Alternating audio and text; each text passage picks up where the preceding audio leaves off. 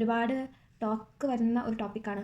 പ്രത്യേകിച്ച് maths exam വളരെ മ്ലേച്ഛമായിരുന്ന ഒരു ക്വസ്റ്റ്യൻ പേപ്പറാണ്. വേറെ ഒന്നും പറയാനില്ല. അതിലെനിക്ക് നല്ല റിഗ്രറ്റ് ഉണ്ട്. Hello lovely people, welcome back to my channel. So ഇന്നത്തെ വീഡിയോ എന്ന് പറയുന്നത് അഫ്കോഴ്സ് എക്സാം റിവ്യൂ ആണ്. But before getting into that, കുറച്ച് നാൾക്ക് ശേഷമാണ് ഞാൻ യൂട്യൂബിൽ വീഡിയോ പോസ്റ്റ് ചെയ്യുന്നത്. അതിൻ്റെ റീസൺ കൂടി ഒന്ന് പറഞ്ഞേക്കാം. ഞാൻ പ്ലസ് ടുവിൽ കുറച്ചുകൂടി കോൺസെൻട്രേറ്റ് ചെയ്യാമെന്ന് വെച്ചിട്ടാണ്. ലൈക്ക് പ്ലസ് വണ്ണിൽ ഞാൻ സയൻസ് എടുത്തതുകൊണ്ട് തന്നെ അതിൻ്റേതായ ബുദ്ധിമുട്ടും കാര്യങ്ങളൊക്കെ എനിക്ക് ഉണ്ടായിരുന്നു. അപ്പോൾ പ്ലസ് ടുവിൽ ഇപ്പോൾ കുറച്ചധികം വർക്ക് ഇടേണ്ടി വന്നിട്ടുണ്ട്. അപ്പോൾ അതുകൊണ്ട് പോസ്റ്റ് ചെയ്യാനായിട്ട് കറക്റ്റ് ടൈം കിട്ടാറില്ല. അല്ലെങ്കിൽ വീഡിയോ ഷൂട്ട് ചെയ്ത് കഴിഞ്ഞിട്ട് കറക്റ്റ് ടൈമിൽ പോസ്റ്റ് ചെയ്യാൻ പറ്റുന്നില്ല. അല്ലെങ്കിൽ ഭയങ്കര ടൈം ലാഗ് വരും. ഞാൻ എഡിറ്റ് ചെയ്ത് എല്ലാം ഇതൊക്കെ ചെയ്ത് വരുമ്പോഴത്തേക്കും കുറേ മേ ബി ഒരു 1 വീക്കൊക്കെ കഴിഞ്ഞിട്ടായിരിക്കും. അപ്പോൾ പിന്നെ ചിലപ്പോൾ ആ വീഡിയോ ഇടുന്നതിൻ്റെ ആവശ്യകത ഉണ്ടോ എന്നുള്ളൊരു ക്വസ്റ്റ്യൻ വരുമ്പോൾ പിന്നെ ഞാനത് ഇടാറില്ല. സോ അങ്ങനെ ഇഷ്ടംപോലെ വീഡിയോസ് എന്തായാലും 4-5 വീഡിയോസ് എന്തായാലും ഞാൻ എഡിറ്റ് ചെയ്ത് വെച്ചിട്ടുണ്ട്. പക്ഷെ അത് പോസ്റ്റ് ചെയ്യാൻ പറ്റാറില്ല. അതുകൊണ്ടാണ്. അപ്പോൾ ഇനി നമ്മുടെ മെയിൻ സംഭവത്തിലോട്ട് കിടക്കാം. എക്സാം റിവ്യൂ ഒരുപാട് ടോക്ക് വരുന്ന ഒരു ടോപ്പിക്കാണ്. അതായത് ഇപ്പോൾ എന്നെ പോലത്തെ സ്റ്റുഡൻറ്റ് ഇൻഫ്ലുവൻസേഴ്സ് ആയിക്കോട്ടെ, ലൈക്ക് ഇൻസ്റ്റയിലായിക്കോട്ടെ, അല്ലെങ്കിൽ യൂട്യൂബേഴ്സ് ആയിക്കോട്ടെ, ഇഷ്ടംപോലെ പേര് ഇതിനെക്കുറിച്ചുള്ള അവരുടെ എന്താ പറയുക ഒപ്പീനിയൻസ് ഷെയർ ചെയ്യുന്നുണ്ട്. ആൻഡ് എനിക്കത് ഷെയർ ചെയ്യണമെന്ന് തോന്നി. കാരണം ഈ കഴിഞ്ഞുപോയ പ്രത്യേകിച്ച് മാത്സ് എക്സാം വളരെ മ്ലേച്ഛമായിരുന്ന ഒരു ക്വസ്റ്റ്യൻ പേപ്പറാണ്. വേറെ ഒന്നും പറയാനില്ല. അത്രയും മോശമായ ഒരു ക്വസ്റ്റ്യൻ പേപ്പറായിരുന്നു തന്നിട്ടുണ്ടായിരുന്നത്. അതിന് ടഫായിരുന്നു എന്നാണ് പറയേണ്ടത്. പക്ഷെ അത് മോശമായ ഒരു പ്രവൃത്തിയായിപ്പോയി. കാരണം നമുക്ക് ആദ്യം ഓരോന്നോരോന്നായിട്ട് നമുക്ക് ഇതാക്കി പോവാം. ഫസ്റ്റ് ഞാൻ ഓർഡറിൽ പോവാണ്. അപ്പോൾ മാത്സിന് വേണ്ടി എല്ലാവരും വെയിറ്റ് ചെയ്യേണ്ട ഒപ്പീനിയൻ കേൾക്കാൻ വേണ്ടിയിട്ട്. ബാക്കിയെല്ലാം ജസ്റ്റ് പെട്ടെന്ന് പറഞ്ഞു പോകുന്നുള്ളൂ കേട്ടോ. ഫസ്റ്റ് എക്സാം ഞാൻ പറയുന്നത് ഫിസിക്സാണ്. സോ ഫിസിക്സിൻ്റെ കാര്യത്തിൽ പറയുകയാണെങ്കിൽ ഫിസിക്സിൻ്റെ തലേന്ന് ഞാൻ മാത്സാണ് പഠിച്ചത്. ഓക്കെ, അതിലെനിക്ക് നല്ല റിഗ്രറ്റ് ഉണ്ട് ഗൈസ്. അതിൻ്റെ കാരണം എന്താണെന്ന് നിങ്ങൾക്ക് പറയാമായിരിക്കുമല്ലോ. ഫിസിക്സിൻ്റെ തലേന്ന് തൊട്ടാണ് ഞാനിപ്പോൾ ഫിസിക്സ്. അതിന് മുമ്പേ തൊട്ട് ഞാൻ സൈലത്തിൻ്റെ എല്ലാ സൂപ്പർ 30s അറ്റൻഡ് ചെയ്തിട്ടുണ്ട്. അപ്പോൾ അങ്ങനെ ഓൾമോസ്റ്റ് മിക്ക ചാപ്റ്റേഴ്സിൻ്റെയും ഡീറ്റെയിൽഡ് ക്ലാസ് പോലെ ഞാൻ കണ്ടിട്ടുണ്ട്. അത് കഴിഞ്ഞിട്ടാണ് ഞാൻ ഫിസിക്സിന് കയറിയത്. ഫിസിക്സിന് എനിക്ക് അത്ര വലിയ കുഴപ്പമുണ്ടായില്ല. ലൈക്ക് പഠിച്ച് കോൺഫിഡൻസ് ഉണ്ടോയെന്ന് വെച്ചാൽ ഓക്കെ ആണെന്നുള്ള രീതിയിലാണ്. കാരണം ഞാൻ എല്ലാ ഡെറിവേഷൻസും സൂപ്പർ 30 കണ്ടുകൊണ്ടിരിക്കുന്ന സമയത്ത് എല്ലാ ഡെറിവേഷൻസും അതായത് സാർമാർ പറയും, ഞാനത് എഴുതിയെടുക്കും. അത് കഴിഞ്ഞിട്ട് പിന്നെ അതിന് ഞാൻ തന്നെ അത് മറച്ച് വെച്ചിട്ട് ഒന്നുകൂടി ഒന്ന് എഴുതി നോക്കുക. ചിലപ്പോൾ 1-2 പ്രാവശ്യം എഴുതി നോക്കി. അങ്ങനെ പഠിച്ചാണ് ഞാൻ ഓരോ ഡെറിവേഷൻ പഠിച്ചത്. പക്ഷേ ക്വസ്റ്റ്യൻ പേപ്പർ കണ്ടപ്പോൾ എനിക്കതൊരു വിഷമമായിപ്പോയി. അതായത് ഡെറിവേഷൻസ് ഞാൻ വിചാരിച്ച നല്ല ഒരുപാട് ഡെറിവേഷൻ ഈവൻ ക്വസ്റ്റ്യൻസ് വരായിരുന്നു. പക്ഷേ ഒരുപാട് തിയറി വന്നു പോയി. അതായത് എനിക്ക് ഫിസിക്സ് അത്ര എളുപ്പമായിരുന്നു ഞാൻ പറയുന്നില്ല. പക്ഷേ മാത്സിനെ കമ്പയർ ചെയ്ത് നോക്കുമ്പോൾ ഓഫ്കോഴ്സ് എളുപ്പമായിരുന്നു. പക്ഷേ ഒരുപാട് തിയറി പോർഷൻസ് വന്നു. അതായത് ഒരു ബി സെക്ഷൻ തൊട്ട് ഓൾമോസ്റ്റ് എല്ലാ ക്വസ്റ്റ്യൻസിനും ഒരു സബ് ക്വസ്റ്റ്യൻ തിയറി ആയിരിക്കും. 1-2 സബ് ക്വസ്റ്റ്യൻ തിയറി ആയിരിക്കും. അപ്പോൾ അതെനിക്ക് കുറച്ച് വിഷമമുണ്ടാക്കി. കാരണം ഞാൻ കൂടുതൽ ഡെറിവേഷൻസും അതിനെ ബേസ് ചെയ്ത ഡെറിവേഷൻസിൽ നമ്മൾ ഡിറൈവ് ചെയ്ത് കിട്ടുന്ന ഇക്വേഷൻ വെച്ചിട്ട് നമ്മൾ ചെയ്യേണ്ട പ്രോബ്ലംസും അത് ഒരുപാട് പ്രാക്ടീസ് ചെയ്ത് പോയ ആളാണ്. എനിക്ക് തിയറി പഠിക്കാനാണ് എളുപ്പം. പക്ഷേ എന്നിട്ടും ഞാനത് ഡെറിവേഷൻസും ക്വസ്റ്റ്യൻസുമാണ് പ്രാക്ടീസ് ചെയ്ത് പോയത്. അപ്പോൾ അതിലെനിക്ക് അത്യാവശ്യം നല്ല സങ്കടമുണ്ട്. പക്ഷേ അത് വേണമെങ്കിൽ എൻ്റെ ഫോൾട്ടാണെന്ന് ഞാൻ പറയാം. അത് തിയറിയും കൂടി നോക്കണമായിരുന്നു എന്ന് പറയാം. പക്ഷേ ഡെറിവേഷൻസ് കുറച്ചധികം 1-2 അറ്റ്ലീസ്റ്റ് ഒരു 3 ഡെറിവേഷൻസെങ്കിലും നല്ല ഡെറിവേഷൻസ് ഒക്കെ കുറച്ച് വെയിറ്റേജ് ഉള്ള ഡെറിവേഷൻസ് തരാറുണ്ടെങ്കിൽ എന്താ പറയുക, അത് കുറച്ചുകൂടി യൂസ്ഫുൾ ആയെന്ന് തോന്നി. കാരണം മിക്ക സ്റ്റുഡൻസും അതാണ് പ്രാക്ടീസ് ചെയ്തത്. ഡെറിവേഷൻസ് ഒരുപാട്. കാരണം ഇഷ്ടംപോലെ നിങ്ങൾ പ്ലസ് ടുവിലല്ല പഠിക്കുന്നതാണെങ്കിൽ വേറെ ക്ലാസ്സിലെ കുട്ടികളാണ് കാണണമെങ്കിൽ പ്ലസ് ടുവിൽ ഇഷ്ടംപോലെ ഡെറിവേഷൻസ് ഉണ്ട്. പല ചാപ്റ്ററിൽ നിന്നും മിക്ക ചാപ്റ്ററിലും ഡെറിവേഷൻസ് ഉണ്ട്. അതിൽ ഒരു ഡെറിവേഷൻ തന്നെ 3-4-5 ഡെറിവേഷൻസ് ഉണ്ട്.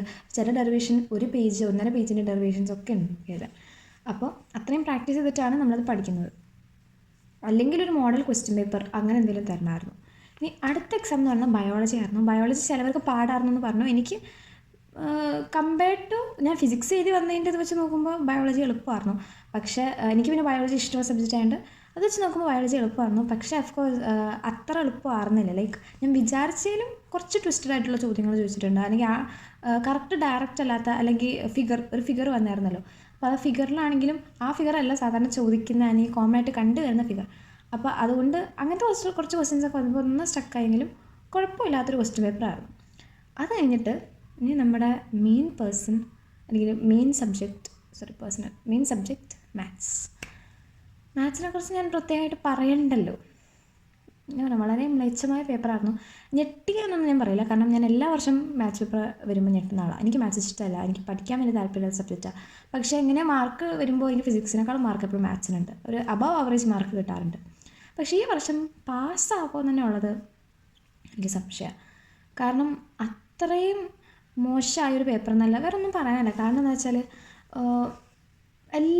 നമുക്ക് ആദ്യത്തെ മെയിൻ ഫാക്ടർ എന്ന് പറയുന്നത് എന്താ, നമുക്ക് ഗ്യാപ്പില്ല. ഞാൻ പറഞ്ഞു, ഞാൻ സൂപ്പർ 30 ഈവൻ മാത്സിൻ്റെ കാര്യം കണ്ട ആളാണ്. എല്ലാത്തിൻ്റെ നോട്ട്സ് എൻ്റെ കയ്യിലുണ്ട്. അതായത് എല്ലാ ചാപ്റ്ററിൻ്റെ ഞാൻ എഴുതി പഠിച്ച നോട്ട്സ് എൻ്റെ കയ്യിലുണ്ട്. ഓക്കെ, മാത്സ് നമുക്ക് വായിച്ചു പഠിക്കണമെന്നൊന്നും പറ്റില്ല. അപ്പോൾ അത്രയും ടൈം വേണം. ഫസ്റ്റ് ഓഫ് ഓൾ റിവൈസ് ചെയ്യാനാണെങ്കിലും നമുക്ക് വെറുതെ നോക്കിപ്പോയാൽ മാത്സ് കിട്ടില്ല, അത് ചെയ്ത് തന്നെ പഠിക്കണം. അപ്പോൾ അത്രയും ടൈം വേണം. ഇത്രയും ചാപ്റ്റേഴ്സ്, ഓക്കെ, അതിൽ എല്ലാ ചാപ്റ്റേഴ്സും കടൽ പോലെ കിടക്കുന്ന ചാപ്റ്റേഴ്സാണ്. ഒന്നും ചെറിയ ചെറിയ ചാപ്റ്റേഴ്സ് അല്ല. ഈവൻ ചെറിയ ചാപ്റ്റേഴ്സ് ആണെങ്കിൽ പോലും അതിൽ നിന്ന് കുറച്ച് ട്വിസ്റ്റഡായിട്ട് ആ ചോദ്യം വരുള്ളൂ എന്നുള്ളത് നമുക്കറിയാം. അപ്പോൾ അത്രയും ഡീറ്റെയിൽ ആയിട്ട് തന്നെ പഠിക്കണം. ഇതാണ് മെയിൻ കാര്യം. പിന്നെ ഉള്ളത് ക്വസ്റ്റ്യൻ പേപ്പറിലെ ക്വസ്റ്റ്യൻസ്, കീം ലെവൽ ക്വസ്റ്റ്യൻസ് ഒക്കെ തന്നാൽ എന്താ ചെയ്യുക? ഒന്നാമത് ഞാൻ പറഞ്ഞല്ലോ, എനിക്കൊക്കെ മാത്സ് പാടാണ്. അപ്പോൾ സയൻസ് എടുക്കുന്ന പല കുട്ടികൾക്കും മാത്സ് പാടാണ്. ഓക്കെ, എനിക്ക് തന്നെ അറിയുന്ന ഇഷ്ടംപോലെ എൻ്റെ ഫ്രണ്ട്സിന് മാത്സ് ടഫായിട്ടുള്ള ആൾക്കാരുണ്ട്. പിന്നെ ഇതൊന്നും തീർന്നിട്ട് ഇനി മാത്സിലോട്ട് തിരിഞ്ഞു നോക്കില്ല എന്ന് പറഞ്ഞ ആൾക്കാരുണ്ട്. ഓക്കെ, അതിലൊരാളാണ് ഞാൻ. അപ്പോൾ പക്ഷേ ഇവൻ ചിലപ്പോൾ ഫ്യൂച്ചറിൽ വേറെ കോഴ്സ് എടുക്കുമ്പോൾ അതിൻ്റെ അകത്ത് വേണ്ടി വന്നേക്കാം. അങ്ങനെയല്ല പറയുന്നത്. മാത്സ് ഇമ്പോർട്ടൻ്റ് ആണ്, എല്ലാവർക്കും ആവശ്യമുള്ളൊരു സബ്ജക്റ്റാണ്. പക്ഷേ ഇപ്പോൾ ഒരു +2 സ്റ്റുഡൻ്റ് എന്ന രീതിയിൽ KEAM level question paper attend ചെയ്യാൻ ഞങ്ങളായിട്ടില്ല. അതാണ് ആദ്യത്തെ കാര്യം. പിന്നെ രണ്ടാമത്തെ കാര്യം എന്ന് പറയുന്നത്, സ്കൂളിൽ നിന്ന് പോലും ഞങ്ങൾക്ക് ഇങ്ങനത്തെയുള്ള ക്വസ്റ്റ്യൻസ് അല്ല പ്രാക്ടീസ് ചെയ്യിപ്പിച്ചിട്ടുള്ളത്. ഓക്കെ, ഒരു രീതിയിലും ഇതിലൊരു ബന്ധമില്ലാത്തൊരു ടൈപ്പ് ക്വസ്റ്റ്യൻ. ഒന്നാമത്തെ കാര്യം, ഒരു ലാസ്റ്റ് പോർഷനൊക്കെ ആകുമ്പോൾ പെട്ടെന്ന് ടൈമിൻ്റെ കുറവ് കാരണം പെട്ടെന്ന് ചാപ്റ്റേഴ്സ് എടുത്ത് പോകും. അപ്പോൾ പ്രോബ്ലം തന്നെ ഒരുപാടധികം ചെയ്യിപ്പില്ല. വളരെ കുറച്ച് നമ്പർ ഓഫ് പ്രോബ്ലംസ് ആണ്. അതായത് ഒരു സെക്ഷനിൽ നിന്ന് ഒരു 2-3 പ്രോബ്ലംസൊക്കെ മാക്സിമം ചെയ്യിപ്പിക്കുള്ളൂ. അത് അടുത്ത സെക്ഷൻ അങ്ങനെയാണ് ചെയ്യിപ്പിക്കുന്നത്. എന്നിട്ട് അതിൽ നിന്ന് ഇതുപോലെ കീം ലെവൽ ചോദ്യങ്ങൾ ചോദിച്ചാൽ എന്താ ചെയ്യേണ്ടത്? ഞങ്ങൾ എവിടെ നിന്നാണ്? ഇപ്പോൾ ഓക്കെ ഫൈൻ, ഈ കീമിന് എല്ലാ കുട്ടികളും എൻട്രൻസ് പോകാൻ വേണ്ടിയിട്ടോ അല്ലെങ്കിൽ എൻട്രൻസ് എക്സാം അറ്റൻഡ് ചെയ്യാൻ വേണ്ടിയിട്ട് പോകുന്ന കുട്ടികളല്ല. എല്ലാവരും അതിൻ്റെ കോച്ചിങ്ങിന് പോകുന്ന മക്കളുമല്ല. അപ്പോൾ പിന്നെ ഞങ്ങൾ എവിടെ നിന്ന് നോക്കിയാൽ പഠിക്കണ്ടേ? അല്ലെങ്കിൽ ഒരു മോഡൽ ക്വസ്റ്റ്യൻ പേപ്പർ ഉണ്ടായിരുന്നു. ഓക്കെ, ഇപ്പോൾ CBSE-കാരൊക്കെ ഞാൻ അങ്ങനെ കേട്ടിട്ടുണ്ട്, മോഡൽ ക്വസ്റ്റ്യൻ പേപ്പേഴ്സ് ഇടാറുണ്ടെന്നുള്ളത്. അതേപോലെ 1-2 മോഡൽ ക്വസ്റ്റ്യൻ പേപ്പേഴ്സ് ഇട്ട് കഴിഞ്ഞാൽ ഇതേപോലത്തെ മോഡൽ ക്വസ്റ്റ്യൻസ് നമുക്ക് പ്രതീക്ഷിക്കാമെന്ന് പറഞ്ഞിട്ട് അങ്ങനെ വെച്ച് നമുക്ക് പഠിക്കാം. ഇതിനും ഭേദം സത്യം പറഞ്ഞാൽ എനിക്ക് ഏറ്റവും വലിയ റിഗ്രറ്റ് എന്ന് പറയുന്നത് എൻ്റെ ഉറക്കം പോയി. ഞാനന്ന് ഉറങ്ങിയിട്ടില്ല. ഉറക്കം കളഞ്ഞ് ഞാൻ പഠിച്ചു. ആ നേരം ഉറങ്ങിയായിരുന്നെങ്കിൽ എനിക്ക് അത്രയും ഹെൽത്തെങ്കിലും ശരിയായിരുന്നു. എൻ്റെ സ്ലീപ്പ് സ്കെഡ്യൂൾ മൊത്തത്തിൽ പോയി കിടക്കാണ് ഇപ്പോൾ. ഓക്കെ, അപ്പോൾ എൻ്റെ ഉറക്കം അതാണ് മെയിൻ കാര്യം. പിന്നെ ആ നേരം കൊണ്ട് വേണമെങ്കിൽ വേറെ എന്തെങ്കിലും സബ്ജക്റ്റ് പഠിക്കാമായിരുന്നു. എനിക്ക് കെമിസ്ട്രിയോ അല്ല, ഞാൻ പറഞ്ഞില്ല ഫിസിക്സിന് തലേ ദിവസം ഞാൻ മാത്സാണ് പഠിച്ചത്. ഓക്കെ, അതെനിക്ക് വലിയ റിഗ്രറ്റായി. കാരണം ആ നേരം ഫിസിക്സ് പഠിക്കാമെന്നെങ്കിൽ ആ തിയറിയെങ്കിലും എനിക്ക് എഴുതാൻ പറ്റിയാണ്. അപ്പോൾ ഇതൊക്കെയാണ് കാര്യങ്ങൾ. നമുക്ക് ഗ്യാപ്പും ഇല്ല, ക്വസ്റ്റ്യൻ പേപ്പറും പാടാക്കി, എൻട്രൻസ് ലെവൽ ക്വസ്റ്റ്യൻസ് ഇട്ടിട്ട് എന്ത് കാര്യത്തിനാണ് അങ്ങനെ ഒരു ക്വസ്റ്റ്യൻ പേപ്പർ ഇട്ടേന്നുള്ളത്. ഇത് ഞാൻ സമ്മതിക്കാം, പഠന നിലവാരം കൂട്ടാനാണ് നിങ്ങൾ ഉദ്ദേശിക്കുന്നതെങ്കിൽ ഇപ്പോഴത്തെ സ്ഥിതി വെച്ചത് കൂടുന്നില്ല എന്ന് എനിക്ക് പറയാനുള്ളത്. ഞാൻ പറഞ്ഞല്ലോ, ടീച്ചർമാർ അങ്ങനത്തെ രീതിയിലുള്ള ക്വസ്റ്റ്യൻസ് എല്ലാം ഞങ്ങൾ വെറുതെ ഒരു ക്വസ്റ്റ്യൻ പേപ്പർ കാണുന്നത് വെച്ചാൽ ഞങ്ങളുടെ പഠന നിലവാരം കൂടുന്നില്ലല്ലോ. അതിന് വേണ്ടിയുള്ള പ്രാക്ടീസും കാര്യങ്ങളൊക്കെ ചെയ്യണം. ഇനിയിപ്പോൾ ഈ സബ്ജക്റ്റ് ഇനിയിപ്പോൾ വേണമെങ്കിൽ ആ ടൈം ആകുമ്പോഴത്തേക്ക് ഞങ്ങൾക്ക് തന്നെ എടുത്ത് ഇതാക്കാം. ലൈക്ക് ആ ടൈം ആകുമ്പോഴത്തേക്ക്, അത് മെയിൻ എക്സാം ആകുമ്പോഴത്തേക്കും ഇപ്പോൾ കുറച്ച് ഗ്യാപ്പ് ഉണ്ടല്ലോ, അപ്പോൾ അതിനുള്ളിൽ പ്രാക്ടീസ് ചെയ്യാം. പക്ഷേ ക്രിസ്മസിലെ റിസൾട്ട് വരുമ്പോൾ അത് എത്രത്തോളം ഒരു കുട്ടീനെ എഫക്റ്റ് ചെയ്യും എന്നുള്ളതും കൂടി മനസ്സിലാക്കണം. അതിൽ മെയിനായിട്ട് ഉള്ളൊരു കാര്യം എന്ന് പറയുന്നത്, എല്ലാ വീട്ടിലും ഒരേ അവസ്ഥയല്ല. എനിക്ക് തന്നെ അറിയാം. വേണമെങ്കിൽ എൻ്റെ വീട്ടിൽ തന്നെ എടുത്തു. എൻ്റെ വീട്ടിൽ തന്നെ മാർക്ക് വളരെ ഇമ്പോർട്ടൻ്റ് ആയിട്ടുള്ള കാര്യം. അപ്പോൾ ഇനി മാർക്ക് വരുമ്പോൾ എങ്ങനെ റിയാക്ട് ചെയ്യുന്നുള്ളത് എനിക്കറിയില്ല. പക്ഷെ ചിലപ്പോൾ ചില മാത്സിൻ്റെ കാര്യത്തിലൊക്കെ പറയാം പാടാറുണ്ടോ കാര്യങ്ങളൊക്കെ. പക്ഷെ എല്ലാ വീട്ടിലും അതല്ല സ്ഥിതി. എല്ലാ കുട്ടികളും പാരൻസ് അങ്ങനെയല്ല റിയാക്ട് ചെയ്യുന്നത്. പിന്നെ രണ്ടാമത്തേത്, ഞാൻ പറഞ്ഞല്ലോ, ഓരോ കുട്ടികളും മാത്സ് പാടണം. പക്ഷെ എല്ലാവരും പാടാന്ന് വെച്ചിരിക്കുകയല്ല, അവരത് വർക്ക് ചെയ്യുന്നുണ്ട്. ഓക്കെ, അവരത് മാക്സിമം പറ്റാവുന്ന അതിനനുസരിച്ച് വർക്ക് ചെയ്യുന്നുണ്ട്.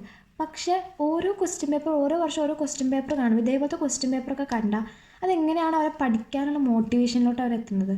ഇതിപ്പോൾ ഈവൻ എനിക്ക് തന്നെ ഈ ക്വസ്റ്റ്യൻ പേപ്പർ കാണുമ്പോൾ എനിക്ക് ആദ്യത്തെ തോട്ടം എന്താണെന്ന് അറിയുമോ? നിന്നെക്കൊണ്ടൊന്നും പറ്റൂല, ഇതൊന്നും ഒരു കാര്യമില്ല, ഇനി നോക്കിയിട്ട് കാര്യമില്ല എന്നുള്ളൊരു ഇതിലാണ് വരുന്നത്.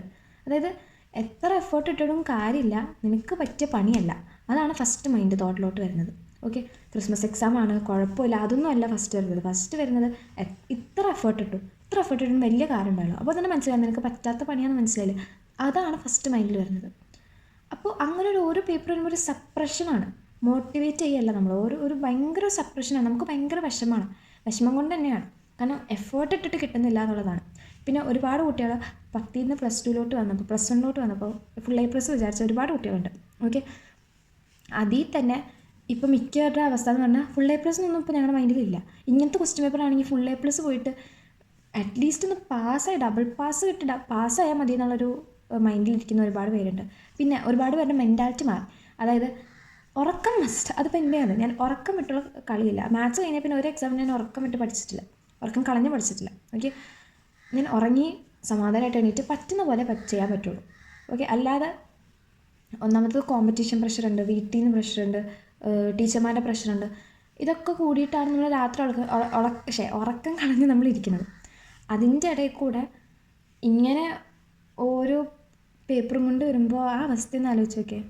പിന്നെ പ്ലസ് വണ്ണിലെ മക്കളുടെ കാര്യം, അതായത് പ്ലസ് വണ്ണിലെ എൻ്റെ ഫ്രണ്ട്സിൻ്റെ ഒക്കെ പേപ്പർ ഞാൻ കണ്ടായിരുന്നു. ഇപ്പോൾ ടഫായിരുന്നു എന്ന് പറഞ്ഞു ഒരുപാട് പേര്. പിന്നെ എൻ്റെ ഒരു കസിൻ ആൾ സയൻസ് എടുക്കാൻ പോയപ്പോൾ തന്നെ ഞാൻ പറഞ്ഞു എന്താണ്, ഇപ്പം ഞാൻ അങ്ങനെ ഒരു വീഡിയോ ഇട്ടിട്ടുണ്ടായിരുന്നു.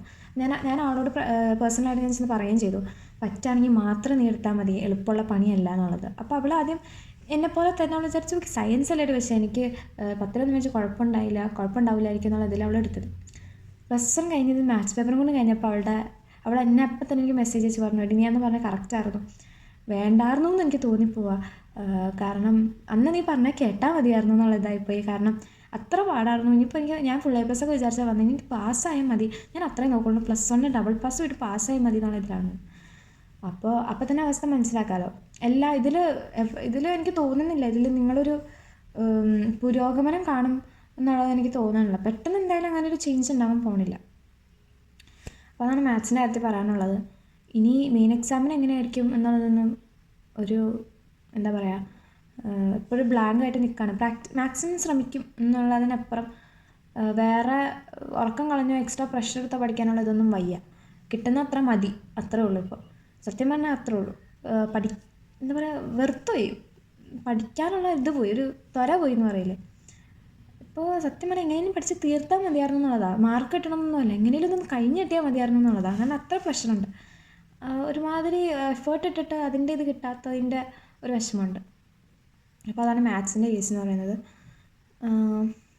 പിന്നെ ഏത് എക്സാം ആയിരുന്നു, ഹിന്ദി ഉണ്ടായില്ല.